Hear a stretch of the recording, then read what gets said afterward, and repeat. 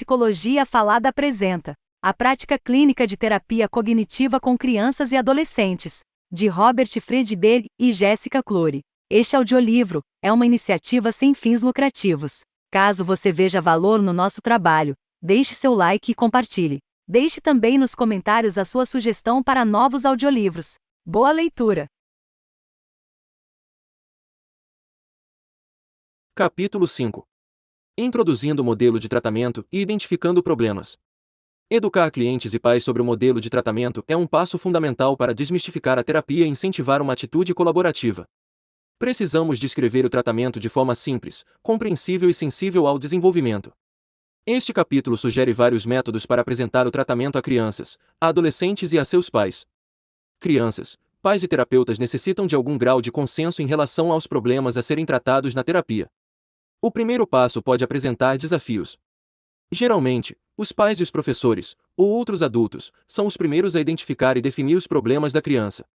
Você precisa conseguir a participação da criança a fim de estabelecer um acordo genuíno sobre o problema a ser trabalhado.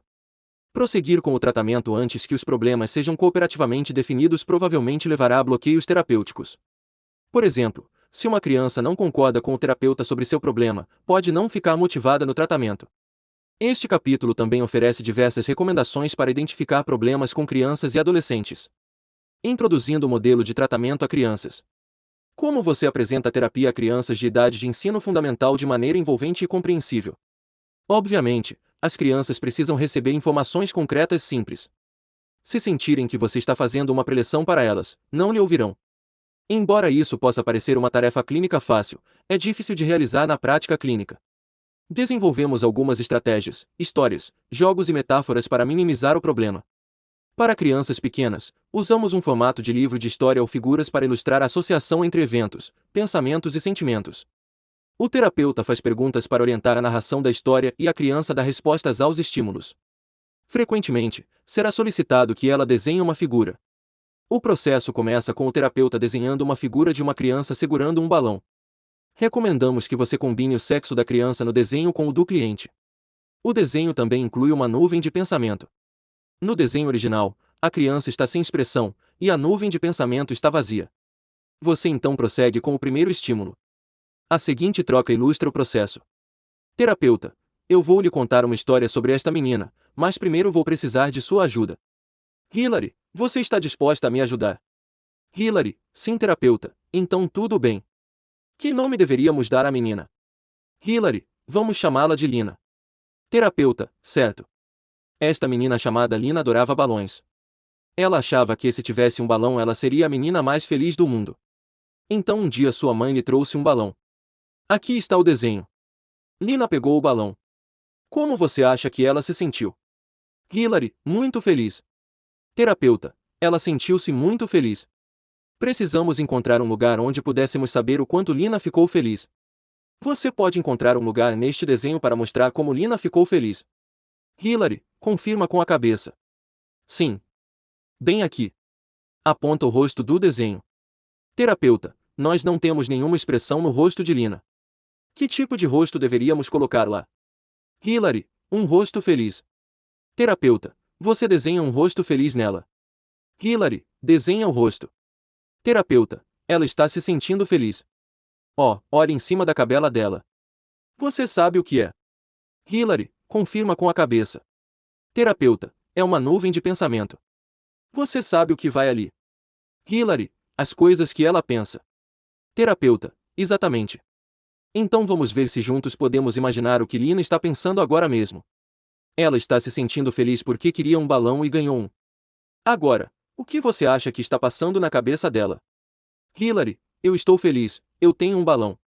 Terapeuta, então quando Lina sente-se feliz porque tem um balão, o que isso poderia dizer sobre ela? Hilary, que ela está realmente feliz. Terapeuta, vamos colocar isso na nuvem.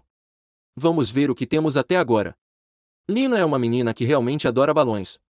Sua mãe lhe deu um balão, ela se sente feliz, e ela pensa que é feliz. Isso faz sentido. Hilary, A figura 5.2 mostra os desenhos completos. A transcrição ilustra vários pontos importantes. Primeiro, o terapeuta esforçou-se para envolver Hilary em todas as partes da história. Segundo, dividiu os componentes situacional, cognitivo e emocional da história em termos simples e concretos.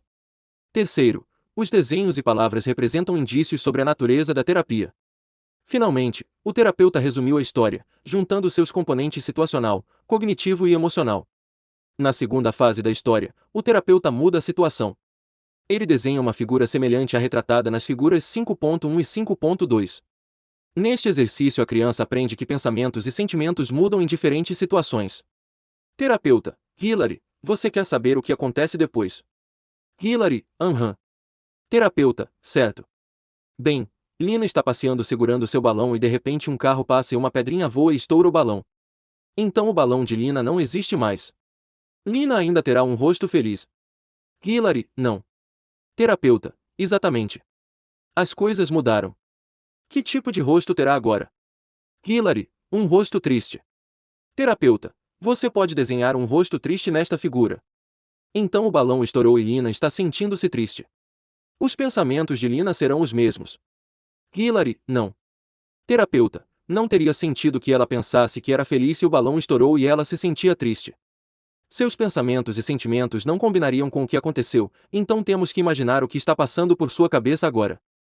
O que você acha que está em sua nuvem de pensamento? Hilary: eu perdi o meu balão.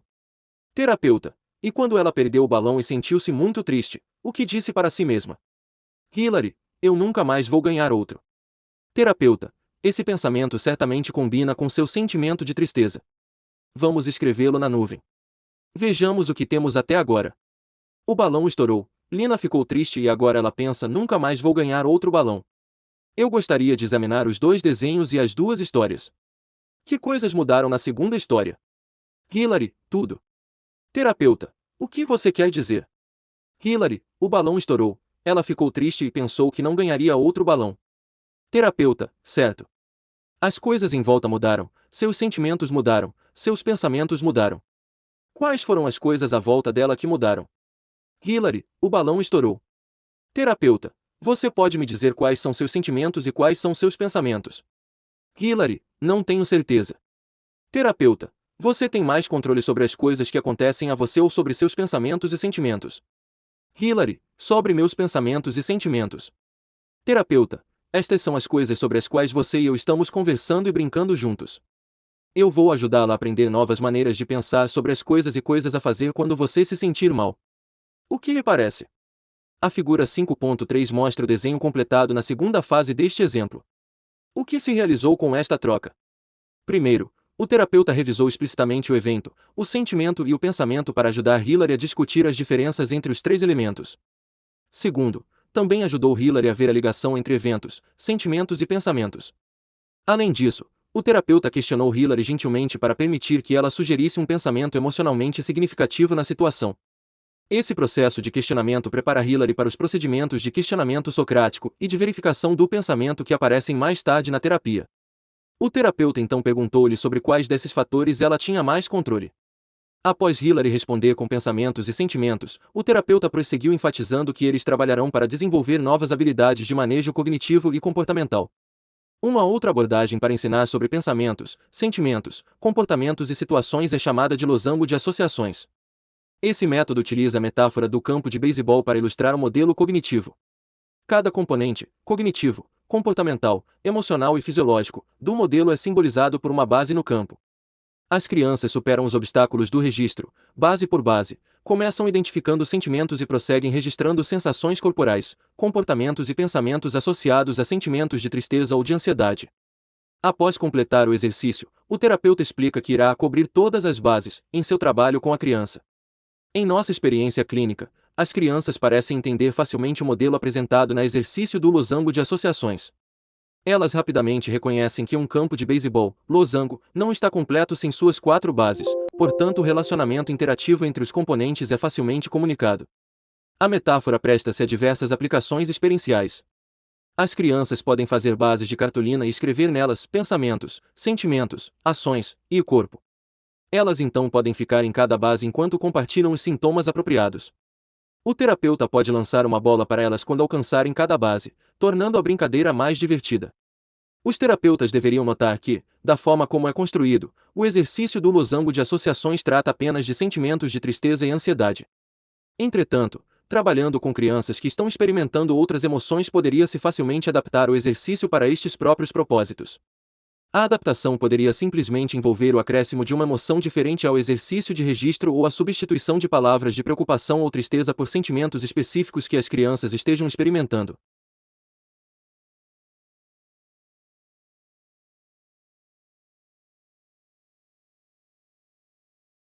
Introduzindo o modelo de tratamento a adolescentes.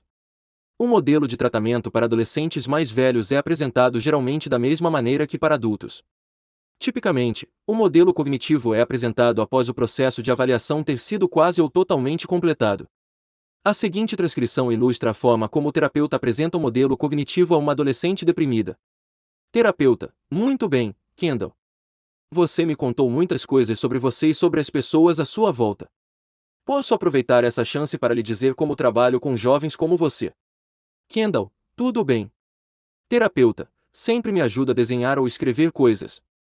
Aposto que você já percebeu que eu escrevo listas enquanto está me contando coisas sobre você. Como você pode ver, mostra o diagrama, há 4 coisas sobre você que mudam quando se sente deprimida. Todas essas coisas acontecem dentro do seu ambiente. Os sintomas ou sinais de depressão ocorrem nestas circunstâncias. O que você está achando até agora? Kendall: não tenho certeza. O que significa ambiente? Terapeuta: quais foram algumas das coisas que aconteceram que pareceram desencadear seus sentimentos depressivos? Kendall: bem, eu briguei com meu namorado e meu pai foi embora. Terapeuta: isto realmente dói. Seu pai e seu namorado lhe deixaram. Estas são todas as coisas que estão acontecendo à sua volta. Escreve no papel. Kendall: começa a chorar. É muita coisa para uma pessoa. Terapeuta: realmente é. Você se sente realmente triste, com raiva e preocupada. Aponta para o item de sentimento no diagrama. Kendall: sim, eu fico com dores de estômago e de cabeça. Terapeuta: esta é a associação. Kendall: eu me sinto sem valor. Terapeuta: tão sem valor que as coisas que eram divertidas para você não são mais. Você tende a manter tudo para você e ficar trancada no seu quarto. Kendall: é onde me sinto segura. Terapeuta: e se você olhar aqui, aponta para a esfera cognitiva, em cima disso você se culpa e vê a maioria das suas experiências como terrivelmente desagradáveis. Você tende a ter uma visão pessimista das coisas. Kendall: você não teria. Terapeuta: com certeza parece razoável que, se você se vê como merecendo todas as coisas ruins que têm acontecido e se espera mais coisas negativas no futuro, fique deprimida e pessimista. Agora, o que temos que verificar aqui é se o que você diz para si mesma sobre as coisas terríveis que aconteceram a você são corretas. Isso faz sentido. Kendall: eu acho que sim. Terapeuta: bem, deixe-me explicar este modelo um pouquinho mais. Aponta. Você vê estas linhas. Elas ligam cada um destes círculos. Então, se você faz uma mudança em uma, pode fazer nas 3 restantes. Sobre qual desses pontos você acha que tem mais controle? Kendall: os de pensamento e de ação. Terapeuta: exatamente. O que a faz pensar que tem maior controle sobre eles? Esta troca ilustra vários pontos importantes. Os problemas particulares de Kendall foram explicitamente tratados como parte da descrição, permitindo-lhe relacionar-se pessoalmente a esta abordagem. Além disso, o foco cognitivo e comportamental do tratamento foi apresentado a Kendall de forma simples, sobre qual destes você acha que tem mais controle. Outro método é a avaliação de um procedimento de terapia cognitiva clássica. O terapeuta primeiro desenha as colunas de situação, sentimento e pensamento nos registros e diários de pensamento e então oferece a seguinte situação: suponha que você esteja em casa e o telefone toque. Esperar por um telefonema é um evento prototípico para muitos adolescentes, frequentemente o telefone tem um papel central em suas vidas. Após a situação ser registrada, o terapeuta pede que o adolescente relate todos os sentimentos que poderia ter em resposta ao toque do telefone: excitado, irritado, triste, nervoso, calmo. Após os sentimentos serem expressados, o terapeuta pergunta quem poderia estar no telefone e registra essas explicações na coluna de pensamento. Deve-se trabalhar ativamente para levar o adolescente a explorar todas as possibilidades sobre quem poderia ser: namorado ou namorada, mãe, pai, irmão, irmã, professora, vendedor, amigo, da mãe, do pai, do irmão, da irmã. A figura 5.4 mostra um exemplo da tabela de 3 colunas completada. Quando as 3 colunas são completadas, o terapeuta trabalha com o jovem para associar os pensamentos e os sentimentos. Por exemplo, se fosse sua professora no telefone, que sentimento você teria? Neste ponto, o terapeuta explica que cada pensamento molda um sentimento de forma única, desenhando linhas para ligar diferentes pensamentos a diferentes sentimentos. Além disso, chama a atenção para a descoberta de que há frequentemente múltiplas explicações para um mesmo evento e sentimentos diversos em relação a ele.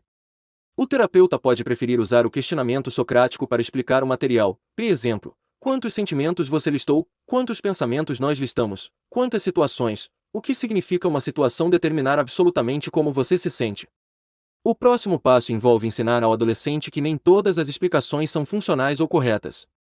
Por exemplo, o terapeuta pergunta: e se você achasse que era sua professora ligando para fazer um relato negativo sobre você, mas na verdade fosse um vendedor? Neste caso, o adolescente ficaria desnecessariamente angustiado. Em seguida, poderia ser perguntado: e se você achasse que era um vendedor, mas fosse sua professora? Nesta circunstância, seria pego desprevenido. Portanto, o terapeuta deve concluir explicando que na terapia cognitiva ensinamos pessoas jovens a fazerem a si mesmas perguntas melhores sobre as situações que ocorrem em suas vidas para que não fiquem desnecessariamente angustiadas ou sejam pegas despreparadas. A última fase deste exercício fornece a base para a formação de hipótese, verificação do pensamento e experimentação comportamental. Nesta fase, o terapeuta ensina ao adolescente que, a fim de saber que pensamento é correto, é preciso testá-lo e coletar dados, por exemplo, atender o telefone, perguntar quem está falando, etc. Pergunta-se ao adolescente: como você saberá se sua suposição sobre quem está ligando é correta, e o que você tem que fazer para descobrir? Finalmente, o terapeuta conclui associando esta metáfora às tarefas concretas e específicas na terapia cognitiva. Juntos vamos verificar quais das suas conclusões são mais precisas e úteis para você na terapia. Criaremos formas diferentes de descobrir que julgamentos explicam melhor as coisas que acontecem a você. Como decidimos o método a ser utilizado? Tendemos a pegar o exemplo do telefone para adolescentes mais jovens que precisam de exemplos mais concretos e específicos. Além disso, o método do telefone é preferível quando o adolescente está menos motivado e menos envolvido no tratamento. Finalmente, o método é bem adequado a tratamento de grupo. Identificando problemas com crianças e adolescentes. Identificar problemas com crianças e adolescentes é um processo desafiador mesmo para os terapeutas mais experientes, mas é um primeiro passo no tratamento por diversas razões. Primeiro, crianças podem não saber por que estão vindo à terapia ou podem estar ressentidas por estarem consultando um terapeuta. Segundo, a fim de tratar efetivamente os problemas e compor uma abordagem de tratamento colaborativa, terapeutas, crianças e pais devem formar um consenso sobre o problema. Uma certa dose de criatividade frequentemente é necessária para envolver crianças no processo de identificação do problema. Algumas delas podem achar a tarefa tediosa e sem sentido. Outras podem considerá-la dolorosa. Na verdade, muitos terapeutas podem vê-la da mesma maneira. Entretanto, o processo não tem que ser dolorosamente sem sentido. Os terapeutas devem esforçar-se para evitar que a identificação do problema pareça uma confissão da criança. Se esta percebe uma crítica e acredita que o terapeuta está culpando, provavelmente se sentirá envergonhada e indignada. Portanto, você deve criar uma forma atraente para a criança identificar problemas, que seja fortalecedora em vez de depreciativa para a criança. Dessa maneira, nesta sessão, sugerimos vários métodos para identificar problemas com crianças em idade de ensino fundamental e com adolescentes. Identificando problemas com crianças. Crianças pequenas podem ignorar totalmente a razão para irem à terapia. Elas podem achar que irão receber uma injeção ou um remédio do terapeuta. Outras crianças podem ver o terapeuta como um tipo de diretor de escola que as castigará por terem criado problemas. Corrigir essas suposições equivocadas é a primeira tarefa na apresentação da terapia a uma criança e na identificação de problemas-alvo. As cartas ao caro doutor ou caro terapeuta oferecem uma forma de as crianças poderem falar sobre si mesmas fazendo algo familiar, ou seja, escrever uma carta e identificar seus problemas. Isso é um passo inicial em direção à autorrevelação mais direta, dando à criança uma sensação de distância do terapeuta. Você poderia apresentar a tarefa da seguinte maneira: eu quero conhecer você um pouquinho melhor. Uma forma de eu saber mais sobre você é se me contar mais sobre você mesmo. Você já escreveu uma carta para alguém antes? Bem, é isso que quero que faça na próxima semana. Quero que me escreva uma carta contando o que quiser sobre você. Conte-me sobre as coisas que você faz, sua família, seus sentimentos de tristeza, de raiva ou de preocupação, as coisas de que gosta, as que lhe trazem problemas, sua escola e seus amigos. Realmente quero que escreva qualquer coisa que queira que eu saiba sobre você. Escreva aquilo que o deixa feliz e aquilo que o perturba. O que lhe parece? Você pode preferir escrever as instruções para a carta e dá-las às crianças a fim de que tenham uma orientação para ajudá-las a completar a tarefa. Crianças pequenas poderiam falar em um gravador ou ditar uma carta para seus pais em vez de escrevê-las pessoalmente. Desenhar figuras de coisas que as deixam felizes, com medo ou tristes é outra alternativa para crianças menores. As crianças frequentemente pensam sobre problemas em termos globais, impressionistas e vagos. Seu primeiro trabalho nessas circunstâncias é ajudar a criança a dividir o problema em componentes distintos, manejáveis e compreensíveis. Os exercícios à ratoeira e conserte são exemplos de métodos divertidos para ajudar crianças a especificar seus problemas. As crianças são convidadas a listar as armadilhas cognitivas, emocionais e comportamentais em que elas são apanhadas. Podem estar mais dispostas a identificar armadilhas do que problemas, então você poderia fazer as crianças desenharem figuras de teias, ratoeiras ou buracos nos quais elas caem.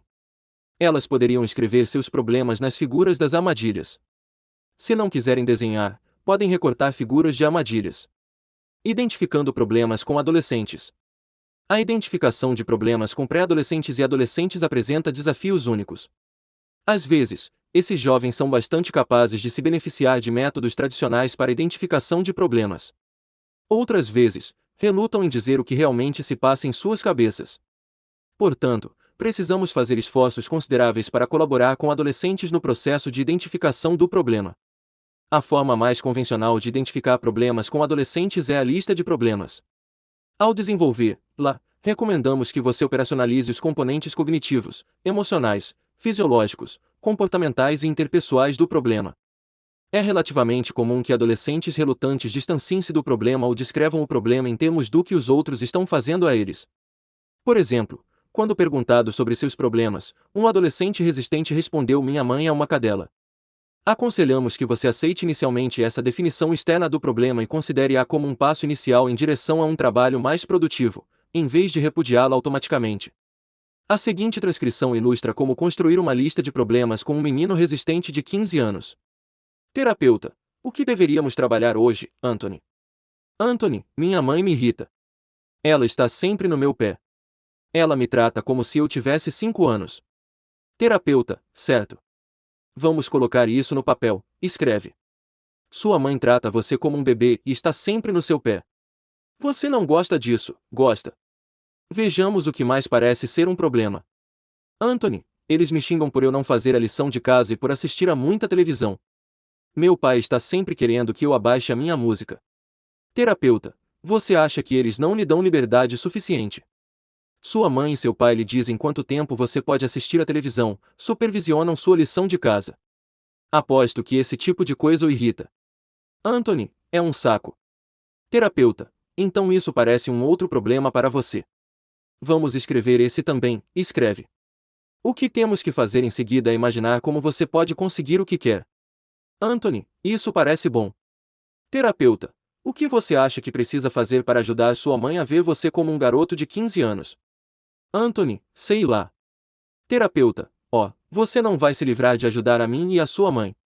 O que você faz para sua mãe o tratar como um menininho? Anthony: pergunte a ela. Terapeuta: bem, eu poderia, mas então ela estaria tomando conta do seu tratamento. Eu achei que você quisesse ter mais controle das coisas, como limitar a incomodação da sua mãe. Se permitirmos que seu pai e sua mãe definam seus problemas, acho que voltaremos à questão de eles o tratarem como um bebê. O que você acha? Anthony: eu acho que sim. Terapeuta: então o que você faz para sua mãe e seu pai o tratarem como um menininho? Anthony: bem, eu não os escuto muito. Às vezes esqueço de fazer toda a droga de lição de casa.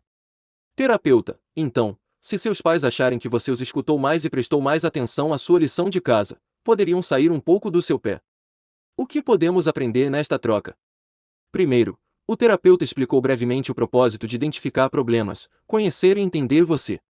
Segundo, iniciou o processo a partir do ponto de vista de Anthony, e, pela descoberta orientada, moldou gradualmente a definição para acomodar a própria contribuição dele às dificuldades.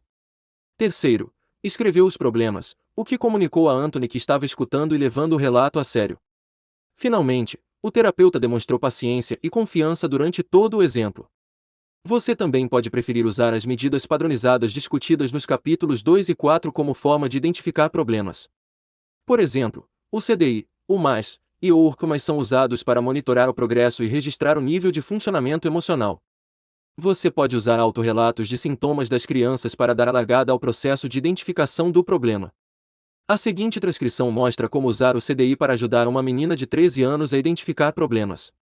Terapeuta: estou examinando a folha onde você marcou como se sente em relação a certas coisas. Percebi que você marcou que chora muito. Você chora muito. Wendy: sim. Terapeuta: diga-me, por que você chora? Wendy: por muitas coisas, na verdade. Quando minhas amigas debocham de mim, quando meu pai fica irritado comigo. Quando não posso visitar meu pai nos fins de semana. Terapeuta: posso escrever essas coisas no papel? Wendy: claro, se quiser. Terapeuta: escreve. Eu escrevo porque quero ter certeza de não esquecer nada. O que você diz é importante. O que mais faz você chorar? Wendy: eu choro principalmente quando estou sozinha. Minha mãe diz que eu não deveria. Eu choro às vezes quando tiro uma nota ruim. Terapeuta: entendo.